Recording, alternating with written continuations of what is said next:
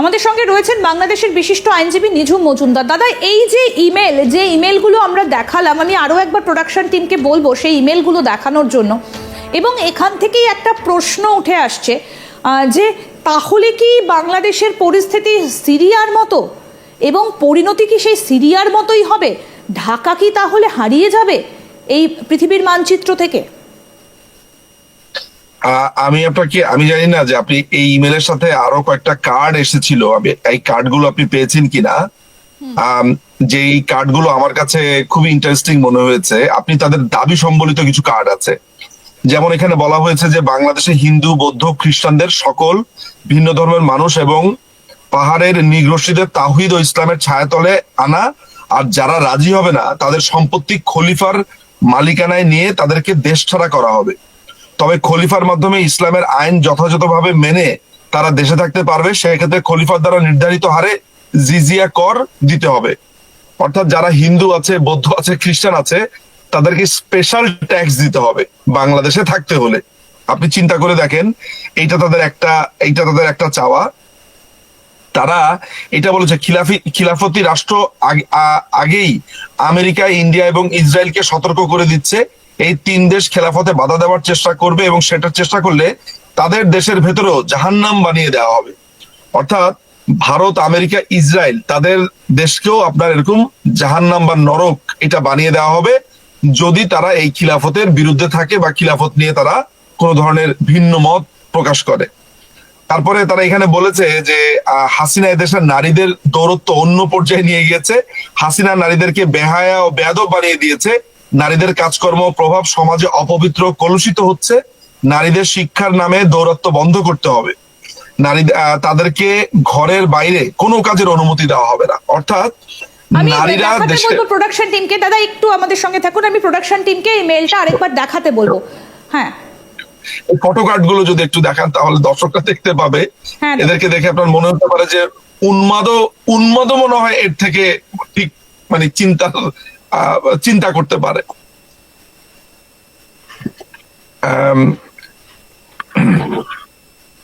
এই যে সেই ইমেলটা, যে ইমেলের কথা, গোপন ইমেলের কথা আপনাদেরকে বলছিলাম, এই হচ্ছে সেই গোপন ইমেল, এবং সেটাই এই মুহূর্তে দেখাচ্ছি যে বাংলাদেশে খিলাফত প্রতিষ্ঠার ঘোষণা, 26শে মার্চ খিলাফত দিবস।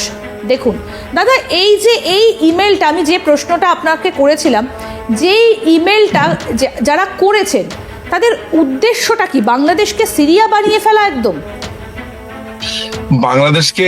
বাংলাদেশকে সিরিয়া বানিয়ে ফেলা, মানে মূল টার্গেটটা তাদের হচ্ছে যে বাংলাদেশকে একটা মৌলবাদী রাষ্ট্র বানিয়ে একটা, মানে এখানে তো আসলে আমি বলবো না যে ইসলামী রাষ্ট্রের কথা আমি বলবো না, এই কারণে বলবো না, আপনি তাদের কথার ওয়ার্ডিং গুলো আপনি একটু লক্ষ্য করেন। নারীদেরকে বাসার বাইরে বের হতে দেবে না। তারপরে হচ্ছে যে যারা অন্য ধর্মের ব্যক্তিরা থাকবে, অর্থাৎ মুসলিম ধর্ম ছাড়া যারা থাকবে, এই যে আপনি কমলা রঙের যে কার্ড গুলো দেখছেন না নিচে দেখা যাচ্ছে, এগুলো আপনি যদি একটু দেখান, হ্যাঁ, এই নিচের যেগুলো সেগুলো দেখেন, পাহাড়ে নৃগোষ্ঠীতে তাওহীদ ইসলামের ছায়াতলে আনা যাবে, আর রাজি হবে না তাদের সম্পত্তি খলিফার মালিকানায় তাদেরকে দেশ ছাড়া করা হবে। কোন দেশ ছাড়া করা হবে? অর্থাৎ আচ্ছা ধরা যাক যে বাংলাদেশে অনেক হিন্দু, বৌদ্ধ, খ্রিস্টান, তারপর হচ্ছে যে পাহাড়ে অনেক ধরনের উপজাতি রয়েছে, চাকমা, মারমা, মগ, মুরং, খাসিয়া, নানান ধরনের ভিন্ন জাতি রয়েছে, বিভিন্ন ধরনের জাতি রয়েছে। তো তারা যদি এই ধর্মভিত্তিক রাষ্ট্র না মানে, তাদেরকে দেশ ছাড়া করা হবে। এখন কোন দেশ ছাড়া করা হবে, কোথায় নিয়ে যাওয়া হবে, এদেরকে কি করা হবে, এই ধরনের কোনো কথা নাই। মানে সোজা কথা হচ্ছে মেরে ফেলা হবে, এখানে তাদেরকে থাকতে দেওয়া হবে না। তো যখন আপনি এই যে ইসলামী রাষ্ট্র, আমি মনে করি না যে ইসলামী রাষ্ট্র তাদের লক্ষ্য হচ্ছে একটা টেরোরিস্ট, একটা কান্ট্রিকে একটা টেরোরাইজ করে রাখা। আপনি একদম সঠিক কথা বলেছেন, সঠিক দেশটার নাম নিয়েছেন, যেটা হচ্ছে সিরিয়া।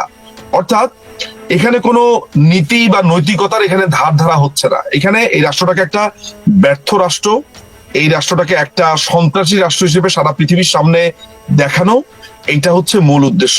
আপনি ভাবতে পারেন যে এই যুগে এসে 2025 সালে এসে যখন মানুষ চাঁদে যাচ্ছে, মানে পাশের দেশের নাগরিকরা চাঁদ থেকে আপনার মঙ্গল গ্রহে যাচ্ছে, চাঁদে যাচ্ছে, যেখানে ভারতে আপনার মঙ্গল গ্রহে স্যাটেলাইট পাঠানো হচ্ছে। 2 দিন আগে আপনার চাঁদে পাঠালো, আমি অন্য দেশের উদাহরণ বাদই দিলাম, ঘর থেকে 2 পা পেরুলেই ভারত। তারা কি করছে? তারা তারা সারা পৃথিবীতে টেকনোলজির আপনার সুবাতাস বইয়ে দিয়েছে। আর তাদের ঠিক ছেলে পাশের মেয়েরা বাংলাদেশ আপনার তারা Facebook- সিরিয়াকে নকল করছে এবং দেশে খিলাফত প্রতিষ্ঠা করছে। আমি আপনাকে কম্পারিজনটা একটু বলছি যে এটা তো দেখার বিষয় আছে।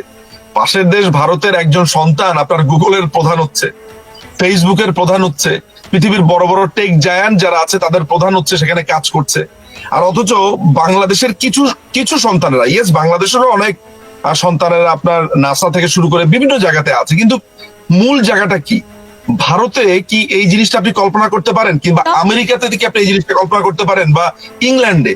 ভারতের উদাহরণ শুধু দিলে বলবে যে শুধু ভারতের উদাহরণ দেয়। আমি আর কি জাস্ট বললাম যে এই আধুনিক যুগে কেউ এইটা চিন্তা করতে পারে যে নারীদের পড়ালেখা না করিয়ে তাদের ঘরের ভিতরে ঢুকিয়ে রাখা হবে। দেখেন না এখানে কি লেখা আছে, ইসলামের প্রচার ও প্রসার হবে খিলাফতের রাষ্ট্রের সবচেয়ে গুরুত্বপূর্ণ দিক।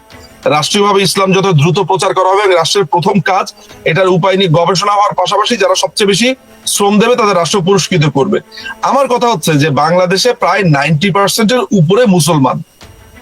যখন 90% উপরে মুসলমান একটা রাষ্ট্রে আপনি ইসলাম কায়েম করতে চান, তাহলে তো আপনার প্রশ্নই আসতে পারে, তাহলে যে সারা বাংলাদেশের মানুষ ইসলাম পালন করছে, নামাজ পড়ছে, রোজা রাখছে, ধর্ম পালন করছে, তো তারা কি ইসলামকে কায়েম করেনি? এর মানে হচ্ছে যে বাংলাদেশে যারা শান্তিপ্রিয় মানুষ আছে তারা কিন্তু তাদের ধর্মগুলো পালন করে, তাদের মতো করে মসজিদে যাচ্ছে, পালন করছে, নামাজ পড়ছে। আপনি বাংলাদেশের গ্রামগুলোতে যদি আপনি যান, বাংলাদেশের সাধারণ মানুষদেরকে যদি দেখেন ইন্দিরাজি, দেখবেন সাধারণ মানুষ কিন্তু হিন্দু মুসলমান এই ব্যাপারটা নিয়ে ভাবে না একেবারেই। আপনি আমাদের গ্রাম অঞ্চলগুলোতে যাবেন, দেখবেন যে একজন হিন্দু, একজন মুসলমান, একজন খ্রিস্টান যে যার মতো কাজ করছে, বন্ধু বান্ধব। আমাদের স্কুল ডেইজে আমরা সব মিক্স ছিলাম একসাথে, এখানে কোনো প্রবলেম হয়নি। প্রবলেমগুলো তৈরি করছে হচ্ছে এই মৌলবাদী সংগঠনগুলো। কিন্তু ইন্টারেস্টিং যে জিনিসটা আপনার দেখার দরকার সেটা হচ্ছে যে তারা বলছে যে ইউনুস তাদেরকে প্রোটেক্ট করছে। দেখেন আপনার ইমেলের ভেতরে আছে যে ইউনুস আমাদেরকে ধরপাকড় করছে না ঠিকই, কিন্তু তাদেরকে সমর্থন দিতে হবে, এই করতে হবে, সেই করতে হবে। অর্থাৎ ইউনুসের এই সময়টাতে, এই অবৈধ সময়টাতে তারা পরিষ্কার করে বলছে যে তারা সবচাইতে বেশি সুযোগ সুবিধা পাচ্ছে। এখন এই যে 5 তারিখে জঙ্গি হামলা হলো, এই যে 5 তারিখের 5ই অগাস্ট বা 5ই অগাস্টের আগে জুলাইতে জঙ্গি হামলাগুলো হলো, সেই হামলাগুলোতে আপনি লক্ষ্য করে দেখেন যে সেইখানে হিজবুত তাহরির যেই আপনার ইমতিয়াজ রেজা, মনে হয় ছেলের নাম, বা সেলিম রেজা, তাদের প্রচার সম্পাদক বা সামথিং, যাকে কয়দিন আগে গ্রেফতার করা হয়েছে, সেই তথাকথিত গ্রেফতার, সে বলছে যে আমরা এই পুরো ঘটনার সময় আমরা রাস্তাতে ছিলাম, আমাদের ছেলে মেয়েরা ছিল এবং তারা অস্ত্র হাতে ছিল এবং তাদের আরো প্রস্তুতি রয়েছে। তাহলে আপনি তো একটা প্রশ্ন করতেই পারেন যে যারা এই জঙ্গি হামলার ভেতরে এত ভূমিকা রেখেছে, বিবিসির মতো একটা প্রতিষ্ঠানকে প্রকাশ্যে বলছে, তাদের বিরুদ্ধে সরকার কি ব্যবস্থা নিয়েছে? এই যে 7ই মার্চে তারা খেলাফতের ঘোষণা দিয়ে মিছিল ডেকেছিল, সেইখানে কি ব্যবস্থা নিয়েছে এই অবৈধ সরকার?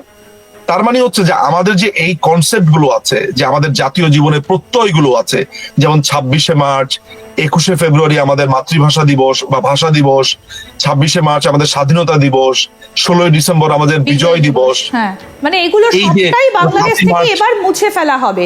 কিন্তু দাদা এই যে 7ই মার্চ, হ্যাঁ, হ্যাঁ, এই যে এত কাণ্ড ঘটে যাচ্ছে, সেনাবাহিনী কোথাও আটকাচ্ছে না? কারণ এটা তো একটা গোটা দেশটাকে তো স্তব্ধ করে দেওয়া, এবং পরিণতি তাহলে সেই সিরিয়ার মতোই হবে।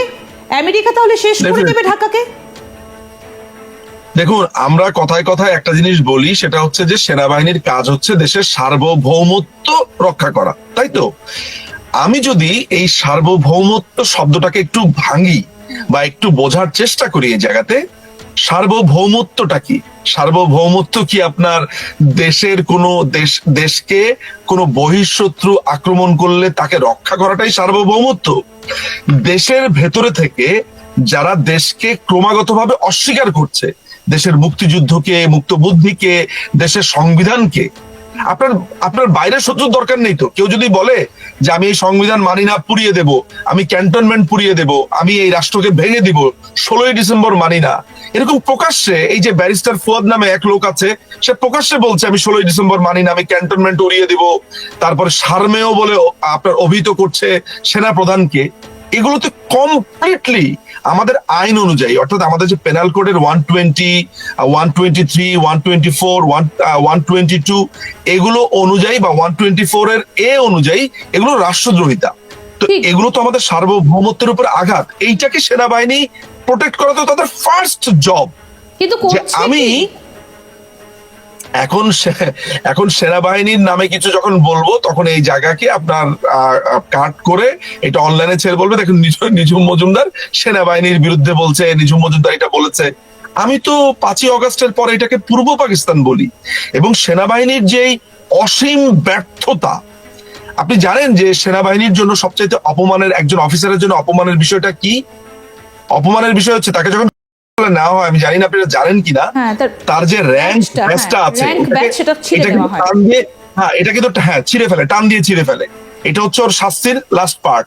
তো সেনাবাহিনীকে যখন সারমেয় বলছে, ক্যান্টনমেন্টকে উড়িয়ে দেওয়া বলছে, মানে আপনি একজন সাংবাদিক, কেউ যদি একটা সাংবাদিক সমাজকে অপমান করে আপনার গায়ে লাগবে না? লাগাতো উচিত। মানে একটা মানে আমি যদি ওইভাবে সম্প্রদায় বিবেচনা করি তাহলে সেনাবাহিনী এই পরিমাণ অপমানিত হচ্ছে, তাদের মধ্যে মনে হয় কেউ একজন অ্যানেস্থেসিয়া দিয়ে রেখেছে তাদেরকে, তাদের কোনো বোধ বুদ্ধি কিচ্ছু নাই, হা করে দেখছে, তাদেরকে রাস্তার মধ্যে পেটাচ্ছে। এই টোকাইরা রাস্তার মধ্যে অকথ্য ভাষাতে গালিগালাজ করছে। সেনাবাহিনীর জুনিয়র অফিসাররাই বা কি করে? সেনাবাহিনীর এই যে ক্যাপ্টেন, মেজর, এদের কি রাগ ওঠে না? এরাও তো তরুণ, এরা কি এদের জেনারেলকে বলে না যে আইদার আপনি এই সেনাবাহিনী রাখবেন, আইদার এদেরকে শাস্তি দেবেন, না হলে আমরা চলে যাচ্ছি এই সেনাবাহিনী ছেড়ে? মানে আমার কথা হচ্ছে যে ওদের কি রাগ হয় না যে এই বাংলাদেশকে ভাঙার কথা বলছে, সার্বভৌমত্বের উপর আঘাত করছে, ক্যান্টনমেন্টের মতো একটা জায়গাকে তারা পুড়িয়ে দেবে বলছে, কোনো ব্যবস্থা নেওয়া হচ্ছে না। তারপরেও ক্যান্টনমেন্ট চুপ এবং কোনো আওয়াজ ভেতর থেকে বাইরে আসছে না। এই জিনিসটা আমার কাছে অবাক লাগে। আমি জানি না যে এই সেনা প্রধানের ব্যাপারে আমি আসলে কি বলবো, কি বলার আমার আছে, কিন্তু একজন বাংলাদেশের একজন নাগরিক হিসেবে, একজন সাধারণ মানুষ হিসেবে আমি আপনার মতোই বিস্মিত। আপনি তো দূর থেকে জিনিসটাকে দেখছেন, আপনার কেমন লাগছে তাহলে বোঝেন যে আমার কেমন লাগছে। আপনার জন্মভূমি, মানে এই ব্যাপারটা একদম একদম এখানে আমি জন্মেছি, এই মাটিতে আমি জন্মেছি, এই দেশে আমি বড় হয়েছি। সেই দেশের একটা সময় বাংলাদেশ সেনাবাহিনীকে আপনার সেনাবাহিনীতে যাওয়ার জন্য তরুণদের জন্য সবচাইতে লুক্রেটিভ একটা পেশা ছিল সেনাবাহিনীতে যাওয়া। কারণ ইন্টারমিডিয়েট পাশ করবার পরপরই একটা পেশাগত জীবনে ঢোকা, সেখানে আপনার উচ্চশিক্ষা নেওয়ার সুযোগ, দেশকে সার্ভ করার সুযোগ, এটা বোধ করি ভারত, আমেরিকা, লন্ডন সবখানেই মনে হয় এই পেশাটা একটা মর্যাদার পেশা। আপনি পৃথিবীর আর কোন আর্মির প্রতি এই ধরনের হুমকি রেখেছেন? যে কল্পনা করুন তো যে ব্রিটেনে বলা হচ্ছে যে ব্রিটেনের ক্যান্টনমেন্ট পুড়িয়ে দেওয়া হবে, একজন লোক বলছে, এবং তাকে জেলে নেওয়া হচ্ছে না। সুতরাং এই প্রকাশ্যে খেলাফত ঘোষণা করছে, নারী শাসন মানবে না, ইউনুস তাদেরকে সাহায্য করছে, 26শে মার্চ তারা মানবে না। তো এরকম একটা রাষ্ট্র, আমি আপনাকে এই প্রোগ্রামে অনেকবার বলেছি, আজকে আবার এটা রিইটারেট করছি, আবার বলছি, সেটা হচ্ছে যে তারা পরিষ্কার বলেছে তারা ভারতকেও আক্রমণ করবে। কখন ভারতকে আক্রমণ করবে? ভয়ানক কথা এটা। ভারতকে কখন আক্রমণ করবে খেয়াল করে দেখুন। আক্রমণ কখন করবে? যদি ভারত এই খিলাফত রাষ্ট্রের বিরোধিতা করে। মানে আপনি বিরোধিতাও করতে পারবেন না। ব্যাপারটা এমন দাঁড়িয়েছে যে আপনি আপনার পাশে একটা সন্ত্রাসী কর্মকাণ্ডের চেষ্টা করা হচ্ছে, আপনি সেটার বিরোধিতাও করতে পারবেন না। এবং এইটা নিয়ে কোনো ধরনের ব্যবস্থা নেওয়া হচ্ছে না। এইটা নিয়ে দেশের যারা এই মুহূর্তে দখল করে আছে তাদের কোনো মাথা ব্যথাই নেই, কারণ তারা প্রমোট করছে এই পুরো ঘটনাটাকে। সুতরাং আমি বলবো যে এটা একটা মধ্যযুগের দিকে যাত্রা। ওই যে হুমায়ুন আজাদের কবিতার মতো, তুমি আমাকে এই বাংলাদেশ নিয়ে প্রশ্ন করো না, এর ক্রমাগত মধ্যযুগের দিকে যাত্রা, এর পলে পলে মনুষ্য মণ্ডলী, তুমি আমাকে এই 56,000 বর্গ মাইল নিয়ে প্রশ্ন করো না, কারণ আমি মুহূর্তেই তা সহ্য করতে পারি না। তার সেই বিখ্যাত কবিতা, আমি আসলেই এখন তা সহ্য করতে পারি না এই বাংলাদেশ নিয়ে। আপনার বক্তব্য থেকেও সেটা অনেকটা স্পষ্ট হচ্ছে যে বাংলাদেশ কোন দিকে যাচ্ছে, সেটা এই মুহূর্তে দাঁড়িয়ে একটা ভয়াবহ প্রশ্ন বলেই মনে হচ্ছে। অনেক ধন্যবাদ দাদা, আপনাকে অনেক ধন্যবাদ। বাংলাদেশের বিশিষ্ট আইনজীবী নিঝুম মজুমদার আমাদের সঙ্গে ছিলেন। এবং তাহলে কি সত্যি সত্যি সিরিয়ার মতো একেবারে অবস্থা হবে বাংলাদেশে? খিলাফত প্রতিষ্ঠার জন্যই এত কিছু প্রশ্ন উঠে আসছে। এবং ওয়াকারুজ্জামান, তিনি কেন চুপ? তিনি কেন কিছু করছেন না? কেন ক্যান্টনমেন্ট থেকে একটা আওয়াজও উঠছে না? এবার এই প্রশ্নের উত্তর খোঁজার চেষ্টা করছি আমরা। এবার আমি দর্শকদেরকে দেখাবো সেই গোপন ইমেল। সেই ইমেলে কি বলা হয়েছে, কোথা থেকে এসেছে সেই ইমেল। দেখুন, সেই গোপন ইমেল ফাঁস। আজ তাক বাংলা এই মুহূর্তে আমাদের হাতে এসেছে সেই গোপন ইমেল। ইমেলটা এসেছে জিহাদ ফর খলিফা বাংলাদেশ, খিলাফা বাংলাদেশ, জিহাদ ফর খিলাফা বাংলাদেশ। কি বলা হয়েছে সেই ইমেলে এবার আসুন আস্তে আস্তে আপনাদের দেখাই। আসসালামু আলাইকুম বলে সেই ইমেল লেখা হয়েছে এবং তারপরে কি রয়েছে সেখানে দেখুন।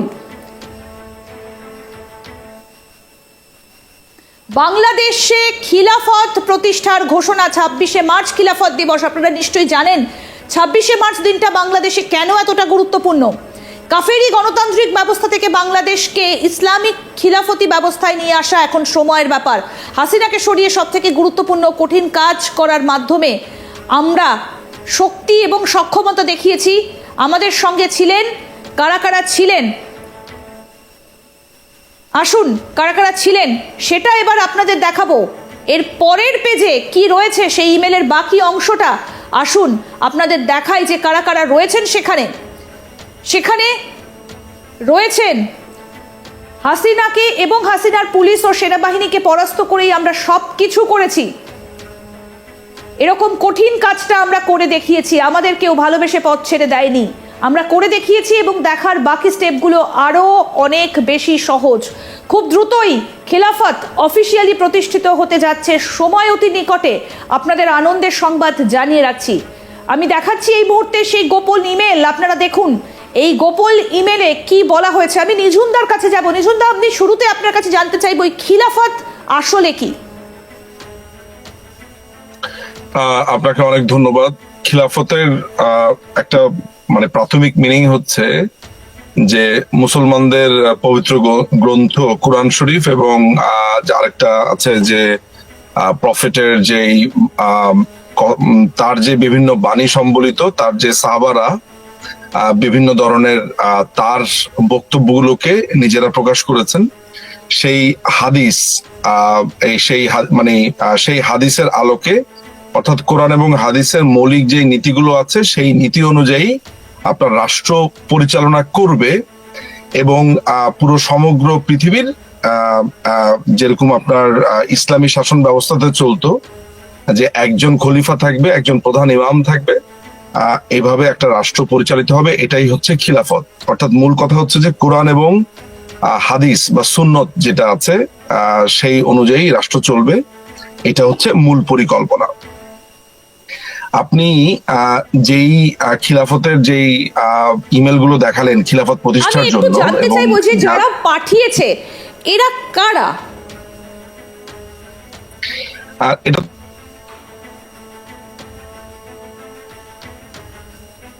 উলাইয়া বাংলাদেশ পরিষ্কার করে লেখা আছে। আমি যে পোস্টার গুলো দেখেছি সোশ্যাল মিডিয়াতে তো পুরোপুরি ভাইরাল যাকে বলে। এবং ইন্টারেস্টিং ব্যাপার যেটা হচ্ছে যে আপনি লক্ষ্য করলে দেখবেন যে 26শে মার্চ হচ্ছে বাংলাদেশের স্বাধীনতা দিবস। কেমন আমরা এই দিন পাকিস্তানের হানাদারের থেকে আমরা স্বাধীনতা ফর্মালি ঘোষণা করি এবং এই দিনই এদেরকে খিলাফত দিবস ঘোষণা করতে হয়েছে। অর্থাৎ মুক্তিযুদ্ধের প্রত্যেকটা প্রত্যয়, প্রত্যেকটা কনসেপ্টের উপরে আপনাকে আঘাত। এটা কিন্তু ধরেন 27 তারিখেও করা যেত, 25 তারিখেও করা যেত, 23 তারিখেও করা যেত, ঠিক তা না। 26শে মার্চ প্রথম দুটো পেজ ইমেলটা দেখালাম, পরের দুটো পেজে কি রয়েছে সেটাও একটু দেখাই, তারপর আলোচনায় আসবো। আমি প্রোডাকশন টিমকে বলবো 3 নম্বর পেজটা দেখাতে। আমরা প্রথম দুটো পেজ পড়েছি, সেই ইমেলে কি বলা হয়েছে, এবার 3 নম্বর পেজটা পড়বো। অল্প কিছুদিনের মধ্যেই বাংলাদেশে খিলাফত প্রতিষ্ঠা করা হবে এবং সিরিয়া ও ইরাকের আমাদের অনেক ভাইদের মডেল আমরা অনুসরণ করতে পারি বা প্রয়োজনে তার চেয়েও অনেক অনেক বেশি কঠিন আঘাত হানব এবং আমেরিকাও ভারতের ইসলাম ধ্বংসের পরিকল্পনা নষ্ট করে দেবে। ওরা ডিস্টার্ব করলে ওদের ভেতরে জাহান্নাম বানিয়ে দেব। আপনারা আনন্দে থাকুন। যারা ডিস্টার্ব করার কথা ভাবছে তারা ভয় পাও।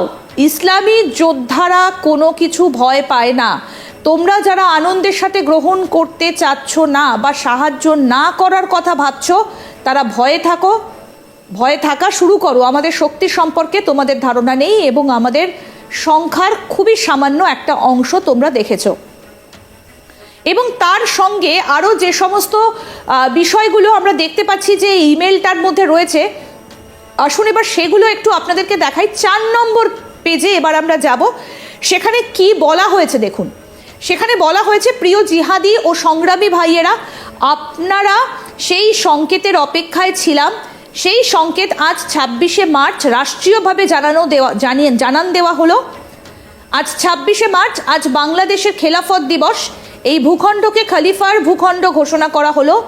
নামও প্রয়োজনীয়ভাবে নতুন করে রাখা হবে। আপনারা ইতোমধ্যে দেখেছেন, হাসিনা সরকার পতনের পরেও আমরা ক্রমাগতভাবে আমাদের শক্তির জানান দিয়ে যাচ্ছি, যাতে আপনারা মন খারাপ করবেন না, মনোবল না হারান। এই ভূখণ্ডে মূর্তি পুজো এখন আর যথেচ্ছভাবে হয় না। আমরা নিশ্চিত করেছি বেহায়া ও নির্লজ্জ নারীদের যেখানে যেখানে বের হওয়া ও আনাগোনা বন্ধ করেছি। আরও অনেক পথ যাওয়া বাকি আছে। বিধর্মীদের সাথে যোগসাজশ কমাতে বাধ্য করেছি। এই ভূখণ্ড ইসলাম প্রচারের জন্য স্বাধীনভাবে ব্যবহার শুরু করেছি। সংস্কৃতি চর্চার নামে বেহায়াপনা ও কুফুরি অনেক কমিয়েছি। ইসলাম পালনে বাধ্য করেছি। ইসলামের ভূখণ্ডে ইসলাম পালন না করার দুঃসাহস থাকা যাবে না। প্রকাশ্যে কর্মকাণ্ড প্রশিক্ষণ হয়, বাধা দেওয়ার সাহস আর কারো হতে দেব না। এগুলো জাস্ট নমুনা, খুব শীঘ্রই চূড়ান্ত মুক্তি সময় অতি সন্নিকটে। তারপর বলা হয়েছে, তাই যে যেখানে যেভাবেই কাজ করে থাকুন না কেন, সবাই সংঘবদ্ধ হয়ে জিহাদে নামুন। ডাক দিলেই 5ই আগস্টের মতো আবারও রাস্তায় নামবেন, যখন প্রয়োজন তখনই। এরপর থেকে বেহায়াদের বিরুদ্ধে আঘাত হবে আরও অনেক বেশি নৃশংস। পুলিশ বাধা দিলে এদের অবস্থা হবে 5 থেকে 8ই আগস্টের কয়েক গুণ বেশি খারাপ। আর আমাদের প্রশিক্ষিত বাহিনী তো তাদের কাজ করবেই, সেজন্য অন্য কাউকে করে দিতে হবে না। প্রফেসর ইউনূসের এই মাঝখানের সরকার আমাদের হাসিনার মতো ডিস্টার্ব করছে না বা বাধা দিচ্ছে না। এটাই বলা হয়েছে এই ইমেলে, অর্থাৎ মোহাম্মদ ইউনূসকে এখানে অনেক বেশি গ্রহণযোগ্য বলে মনে করা হচ্ছে। আমি যাব এবার নিঝুমদার কাছে। নিঝুমদা, তাহলে কি এটা কি করতে চাইছে? মোহাম্মদ ইউনূস দেশে নেই, তার সূচকে একেবারে খিলাফত প্রতিষ্ঠা হতে চলেছে বাংলাদেশে। কি করছেন ওয়াকার, কি করছে বাংলাদেশ সেনা? আচ্ছা, আপনার এই তারা যা করছে, যাদের নাম বললেন, তারা কি করছে, কি হতে যাচ্ছে, সেটার আগে মনে হয় একটা জিনিস আপনাকে একটু স্মরণ করিয়ে দেওয়া প্রয়োজন। আমি আপনার সাথে বিভিন্ন প্রোগ্রামে অনেকবার বলেছি যে এই খিলাফত প্রতিষ্ঠার জন্য হিজবুত তাহরির বাংলাদেশে একটা দীর্ঘ সময় ধরে চেষ্টা করছে। এবং আশ্চর্যের ব্যাপার হচ্ছে, গত 16 বছরে তারা মাথাচাড়া দিয়ে যতবারই ওঠার চেষ্টা করেছে, তাদেরকে বিভিন্ন জায়গা থেকে, বিভিন্ন স্থান থেকে গ্রেফতার করা হলেও রাস্তাঘাটে এই ধরনের পোস্টারগুলো, যে পোস্টারগুলো আপনি দেখছেন, এই ধরনের পোস্টারগুলো আমরা প্রায় দেখতে পেতাম। এবং আশ্চর্যজনক একটা কথা হচ্ছে যে তারা যত পোস্টার প্রকাশ করেছে, সেই পোস্টারগুলো কোনো এক অদ্ভুত কারণে বাংলাদেশ সেনাবাহিনীকে অ্যাড্রেস করা। এবং আমি আমার এই প্রোগ্রামে অসংখ্যবার বলেছি যে বাংলাদেশ সেনাবাহিনীতে হিজবুত তাহরির করে এরকম অনেক সেনা অফিসার আছে, যাদের কথা বিভিন্ন সময়, আমি না, পত্র পত্রিকাতে বিভিন্ন সময় এসেছে। এবং হিজবুত তাহরির যে প্রধান ছিল, যে সেলিম রেজা, কদিন আগে গ্রেফতার হয়েছিল, সে এক সাক্ষাৎকারে বলছিল যে সেনাবাহিনীতে তাদের মতালম্বী অনেক মানুষজন আছেন।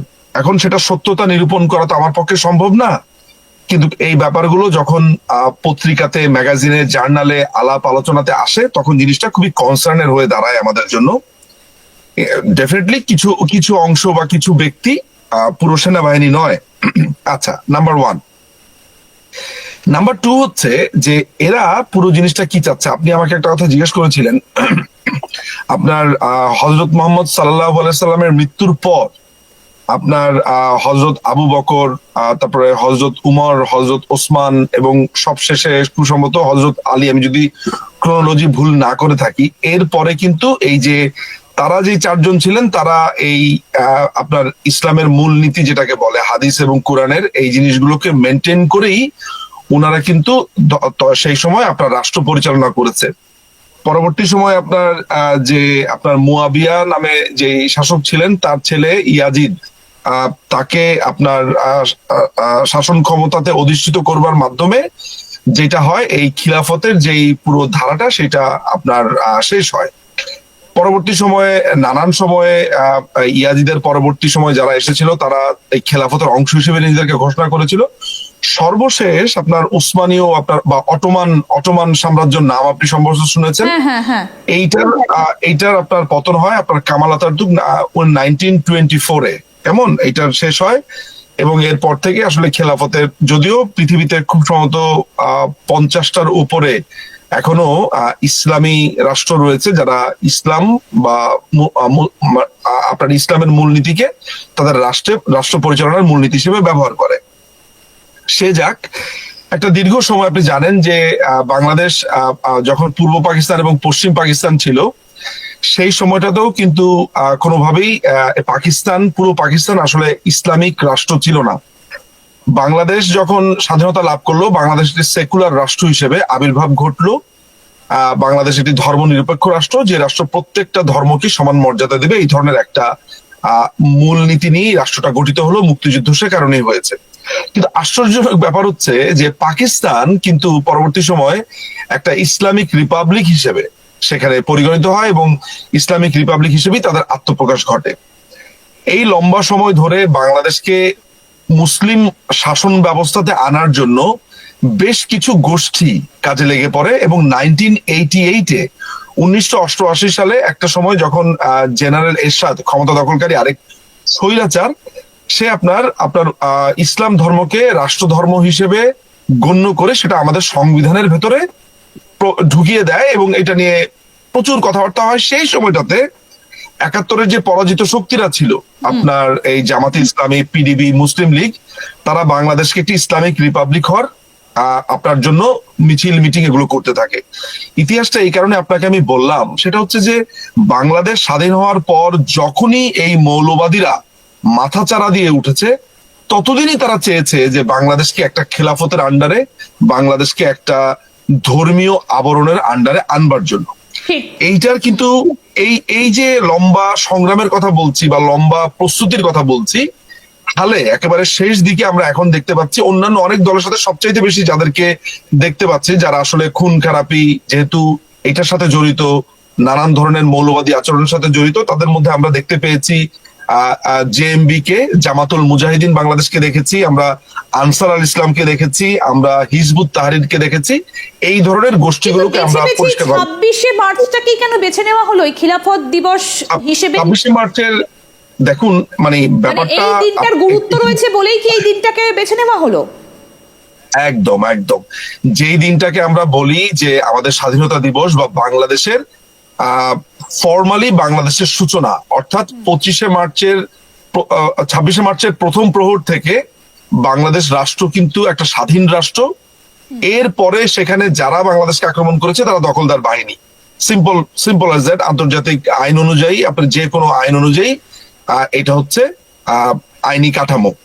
তো বাংলাদেশ রাষ্ট্রের সূচনাটা যেহেতু 26শে মার্চ থেকে হয়েছে, ফলে এই মৌলবাদীরা ওইভাবে বের করে নিয়েছে যে ওই 26 তারিখ থেকে আসলে খেলাফত বাংলাদেশে শুরু হয়েছে। অর্থাৎ মানে যারা মুক্তিযুদ্ধের বিরুদ্ধে ছিল, যারা কমপ্লিটলি এখানে লক্ষ লক্ষ মানুষকে হত্যা করেছে, এই রাজাকার আলবদররা, এই যারা এই খিলাফত গুলো চায়, তাদেরই তো ওই একই সন্তানই তো, একই ধারা তো।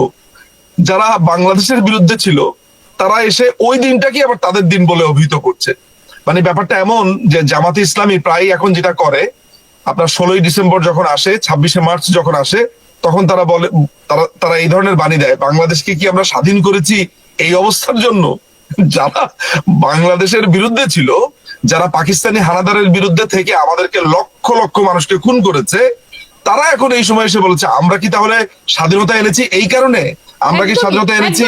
দাদা, আপনি আমাদের সঙ্গে থাকুন, আমরা এই জায়গাটায় আসব যে বাংলাদেশে যদি এই খিলাফত প্রতিষ্ঠা করা হয় তাহলে তো বাংলাদেশের পরিস্থিতি একদম সিরিয়ার মতো হবে। শেষ পর্যন্ত কি থাকবে বাংলাদেশ পৃথিবীর মানচিত্রে? আসুন সেদিকে একবার নজর।